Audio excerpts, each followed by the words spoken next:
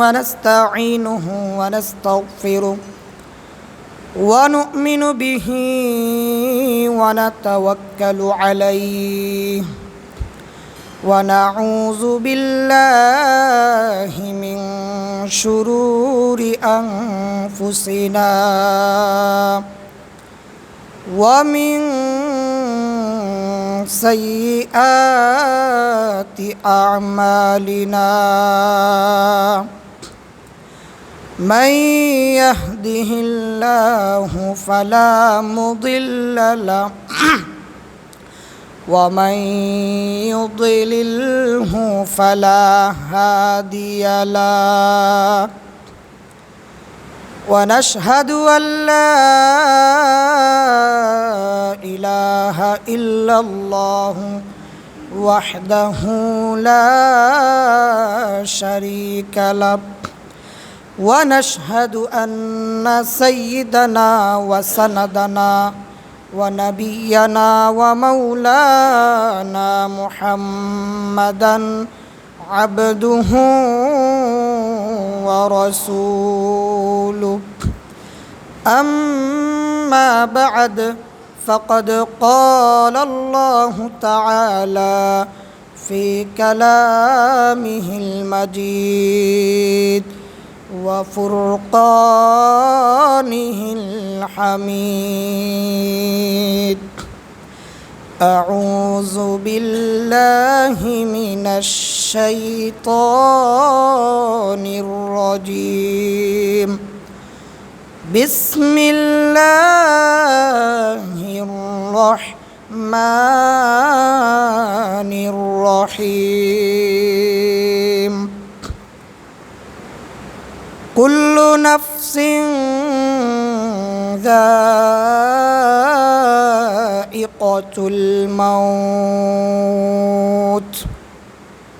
وقال الله تعالى في آية الأخرى منها خلقناكم وفيها نعيدكم ومنها نخرجكم تارة أخرى صدق الله مولانا العظيم وصدق رسوله النبي الكريم وقال النبي صلى الله عليه وسلم القبر روضة من رياض الجنة أو حفرة من حفر النار أو كما قال النبي عليه الصلاة والسلام شكرا بلي صلى الله عليه وسلم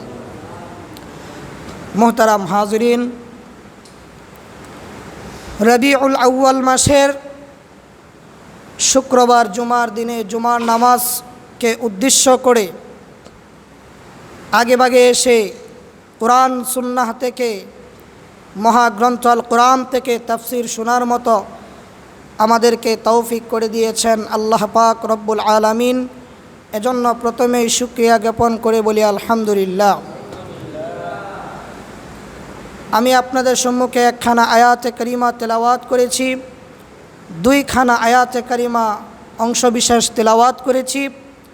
নবীজি সাল্লাল্লাহু আলাইহি সাল্লামের বহু সংখ্যক হাদিস শরীফ থেকে ছোট্ট একখানা হাদিসের অংশবিশেষ পাঠ করেছি।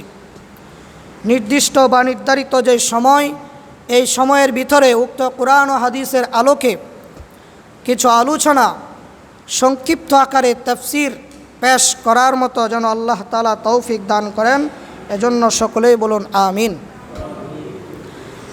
যে আয়াতদ্বয় তেলাওয়াত করেছি তা খুবই সুপরিচিত। এটা আমরা যারা কোরআন তেলাওয়াত জানি না, কোরআন তেলাওয়াত করতে পারি না, তারাও বারবার শোনার কারণে আয়াতদ্বয়, এই দুইটা আয়াত আমাদের একেবারেই পরিচিত হয়ে গিয়েছে। প্রত্যেক জানাজার মধ্যে মৃত্যু সংক্রান্ত আলোচনা যত জায়গায় শুনি, বক্তারা উলামায়ে কেরামরা ওনারা এই আয়াত দুইটা আয়াত তেলাওয়াত করেন, ব্যাখ্যা করেন, তাফসির করেন, আলোচনা করেন। একটা হলো আল্লাহ পাক রব্বুল আলামিন বলেন, কুল্লু নাফসিন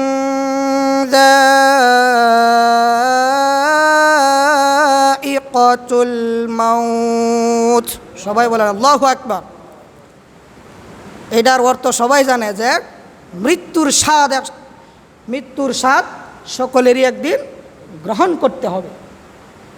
আরেকটা হলো মিনহা খলাকনাকুম ওয়া ফিহা নুঈদুকুম ওয়া মিনহা নুখরিজুকুম তারাতান উখরা। এটা কোন সময় বলি আমরা? মাইয়াতকে যখন কবরে রাখা হয়। এই আয়াতের তর্জমাগুলো খুবই সুন্দর। মিনহা খলাকনাকুম, আল্লাহ পাক রব্বুল আলামিন বলেন মিনহা খলাকনাকুম, আমি তোমাদেরকে এই মাটি থেকে তোমাদেরকে সৃষ্টি করেছি। ওয়া ফিহা নুঈদুকুম, মৃত্যু দেওয়ার মাধ্যমে আবার তোমাদেরকে এই মাটির মধ্যে মিশায়া দিব। ওয়া মিনহা নুখরিজুকুম তারাতান উখরা, আবার তোমাদেরকে কাল কিয়ামতের ময়দানে ইসরাফিল আলাইহি ওয়াসাল্লামের সিংহার ফুৎকারের মাধ্যমে তোমাদেরকে আবার মাটির মধ্যে মিশে যাওয়া, তোমাকে আমি আল্লাহ ওই দিন আবার সেই মাটি থেকে বের করব। বলেন সুবহানাল্লাহ।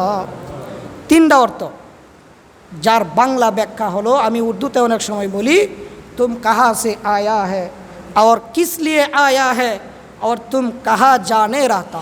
তিনটা কথা, তুমি কোথার থেকে আসলা বা আমি কোথার থেকে আসলাম, এখন কোথায় আছি, আবার কোথায় যাইব। তিনটা বিষয় অনেক সময় উদাহরণ দিয়া বলে থাকি। আমাদের এলাকায় একজন লোক আসলো, অপরিচিত, কেউ চিনে না তাকে। লোকটাকে জিজ্ঞাসা করা হলো তুমি কোথার থেকে আসলা? সে বলে লা আদি, আমি জানি না। আবার বলা হলো তাহলে কেন আসছ? বলে এটাও জানি না।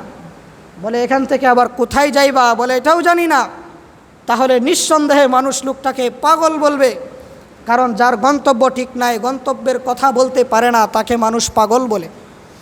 ঠিক তেমনিভাবে আমরা কোথায় ছিলাম, এই দুনিয়াতে কেন আসলাম, আবার কোথায় যাইব, এই বিষয়গুলো যদি আমরা না বুঝি, আমরা যদি মনে না রাখি, তাহলে আমরাও হলাম দুনিয়ার পাগল। আমরাও কি দুনিয়ার পাগল।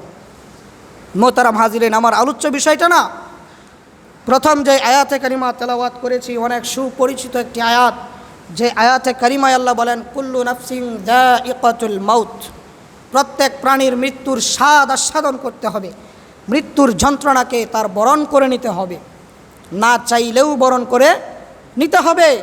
এই মৃত্যু থেকে কেহই রেহাই পাবে না। এক কথায় প্রাণ আছে যার মৃত্যু হবে তার। নবীজি সাল্লাল্লাহু আলাইহি ওয়াসাল্লাম বলেন ইন্নালিল মাউতি সাকরাত, নিশ্চয় মৃত্যুর কি রয়েছে? যন্ত্রণা রয়েছে। ওই দিন আলোচনার সময় বলেছিলাম হযরত ইদ্রিস আলাইহি ওয়াসাল্লাম, ওনার নাম শুনছেন? নবী ছিলেন। কি ছিলেন? নবী ছিলেন আল্লাহর পক্ষ থেকে। ওনার একটা আমল ছিল, কাসাসুল আম্বিয়ার মধ্যে ঘটনাটি আসছে। নবীগণের জীবনী একটা কিতাব আছে, গ্রহণযোগ্য একটি কিতাব, সেই কাসাসুল আম্বিয়াতে এখানে এসেছে হযরত ইদ্রিস আলাইহি ওয়াসাল্লাম, ওনার গুণ ছিল উনি একদিন পর পর রোজা রাখতেন। এই আমলটা আল্লাহর কাছেও পছন্দ এবং ফেরেশতাদের মধ্যে 4 জন বড় ফেরেশতার মধ্যে একজন হযরত আজরাইল আলাইহিস সালামের কাছেও খুব ভালো লাগতো। হযরত আজরাইল আলাইহি ওয়াসাল্লাম আল্লাহর কাছে আরজি করলেন, আল্লাহ যদি তুমি অনুমতি দাও তাহলে আমি তোমার বন্ধু হযরত ইদ্রিস আলাইহিস সালামের সাথে বন্ধুত্ব স্থাপন করতে চাই, তার আমলগুলো আমার খুব ভালো লাগে। অনেক আগের ইতিহাস, ইদ্রিস আলাইহিস সালাম অনেক আগের নবী, পৃথিবীর শুরু লগ্নের। যাই হোক, আল্লাহ পাক রব্বুল আলামিন অনুমতি দিলেন। আসলে খেলাটা হলো আল্লাহর, সিস্টেমটা সবটাই আল্লাহর, শুধু উসিলা হলো হযরতে আজরাইল আলাইহি ওয়াসাল্লাম আল্লাহর অনুমতি নিয়ে হযরত ইদ্রিস আলাইহিস সালামের কাছে আগমন করলেন, এসে বললেন, ওগো আল্লাহর নবী হযরত ইদ্রিস আলাইহিস সালাম, আপনি একদিন পর পর রোজা রাখেন, আপনার এই আমলটা আমার কাছে খুবই পছন্দের। আল্লাহর পক্ষ থেকে আমি অনুমতি নিয়ে এসেছি, আমি আপনার সাথে বন্ধুত্ব করতে চাই, আপনার সাথে বন্ধুত্ব স্থাপন করতে চাই।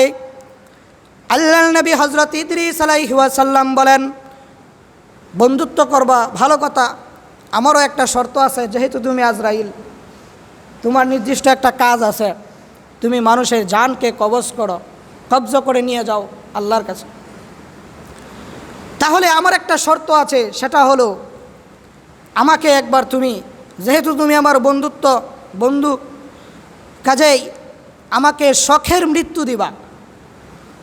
আমার আসল মৃত্যু সময় যে বেলা, ওই সময় তো হবেই, এর আগে একবার আমাকে শখের একটা মৃত্যু দিবা। এটা হলো তোমার কাছে আরজি, যদি এই শর্ত মানো তাহলে আমি বন্ধুত্ব স্থাপন করব।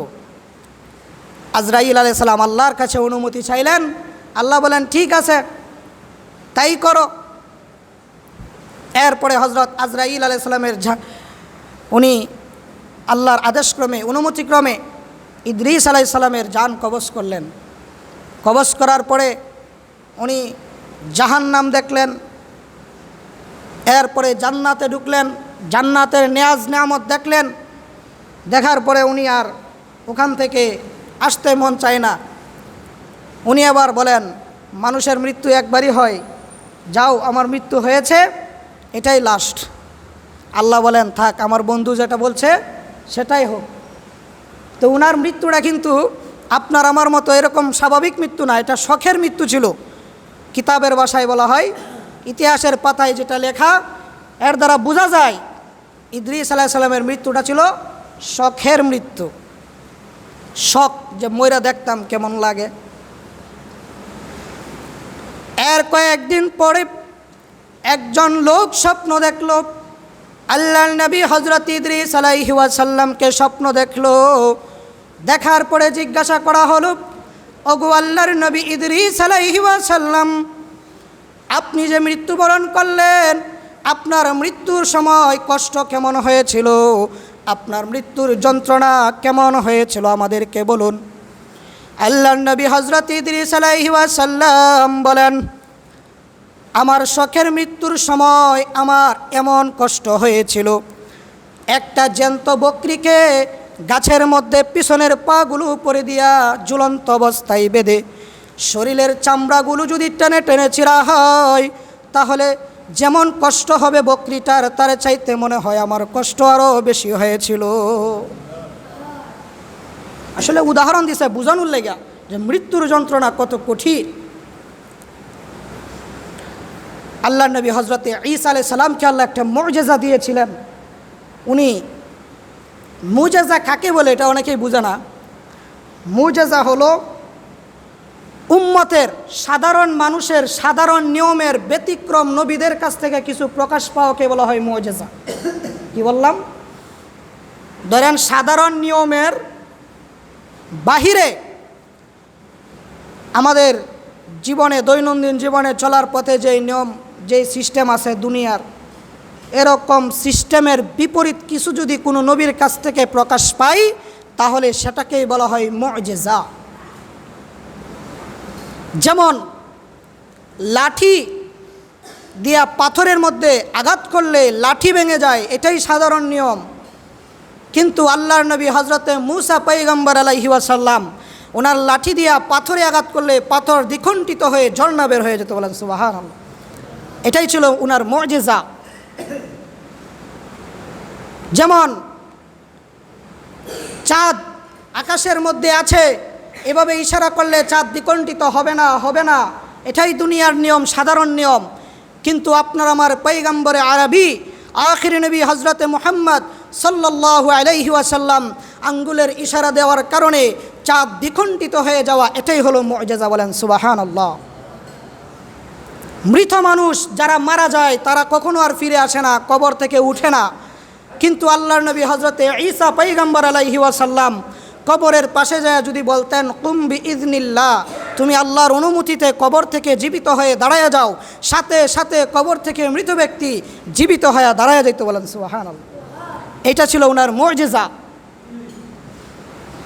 আল্লাহর নবী হযরত ঈসা পয়গম্বর আলাইহি ওয়াসাল্লাম কোনো এক কবরের পাশ দিয়ে যাইতেছিলেন।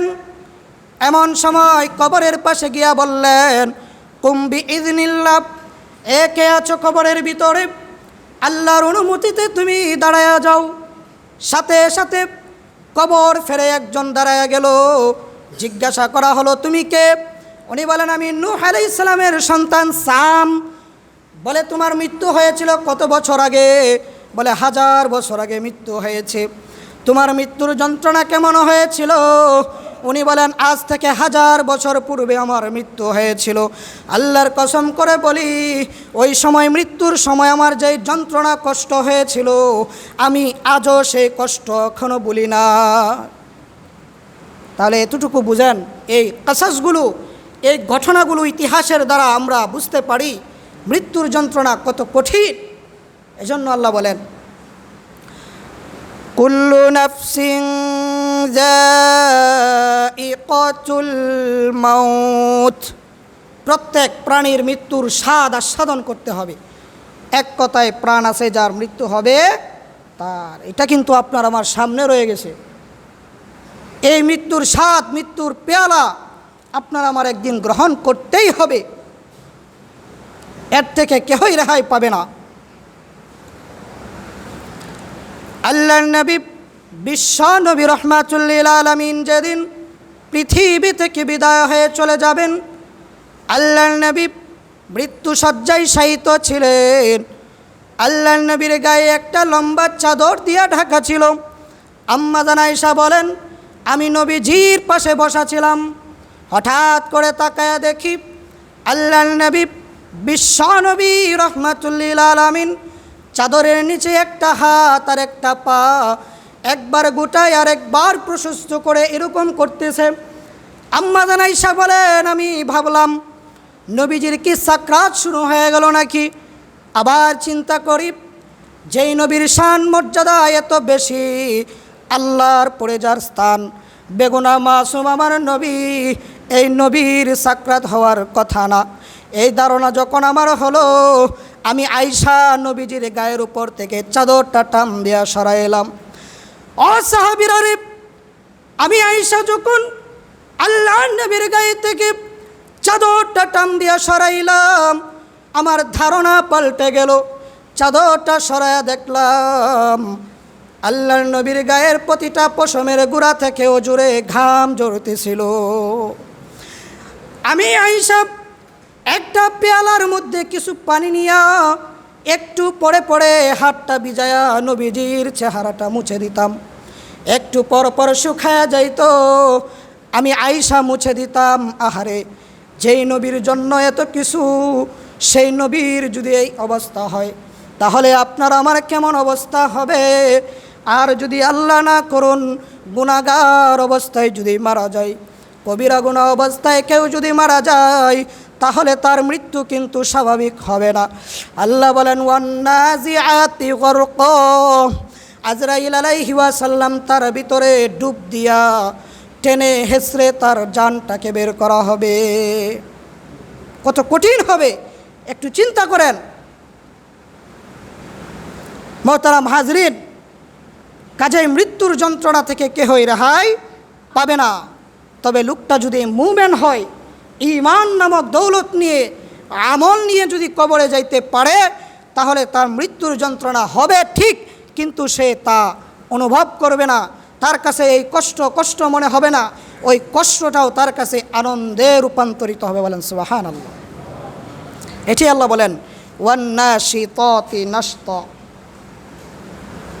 বাঁধন খুলে দিয়ে আত্মাকে বের করা ফেরেশতার কসম। অর্থাৎ এটা হলো মুমিনের ক্ষেত্রে, তার রুহুটা ভিতরে আছে। যখন জান কবজ করার সময় হয়ে যাবে, আজরাইল আলাইহিস সালাম তার সামনে এসে 500 রহমতের ফেরেশতা নিয়ে আসবেন এবং চোখের সামনে এভাবে ডান হাতের মধ্যে জান্নাতের দৃশ্যগুলো তার চোখের সামনে ধরে দিবেন। ধরে দেওয়ার কারণে রুহুটা ওই জান্নাতে যাওয়ার জন্য পাগল হয়ে যাবে। এই টাইমে তার এই রুহুটা শুধু বাঁধন খুলে দিবেন। বেলুনের মধ্যে বাতাস বললে বাতাসটা চারার জন্য যেমন চাপ দেওয়ার প্রয়োজন হয় না, শুধুমাত্র মুখের বাঁধনটা খুলে দিলেই ফুস করে হাওয়াটা বের হয়ে যায়, ঠিক তেমনিভাবে আজরাইল আলাইহিস সালাম শুধু বাঁধনটা খুলে দিবেন, রুহু এমনিতেই বের হয়ে যাবে। এই যে জান্নাতের নাজ নেমত চোখের সামনে, এইগুলো দেখার কারণে ওইদিকে তার মৃত্যুর যন্ত্রণা হয়ে যাবে ঠিক, কিন্তু সে তার কষ্ট অনুভব করতে পারবে না। বলেন সুবহানাল্লাহ। আর যদি সে লোকটা গায়রে মুমিন হয়, ওয়ান্নাজিআতি গরকা, আজরাইল আলাইহিস সালাম তার ভিতরে প্রবেশ করে একেবারে পায়ের বৃদ্ধাঙ্গুল থেকে সাকরাত শুরু হয়ে যাবে। মানুষের শরীরে 360টা জোড়া রগ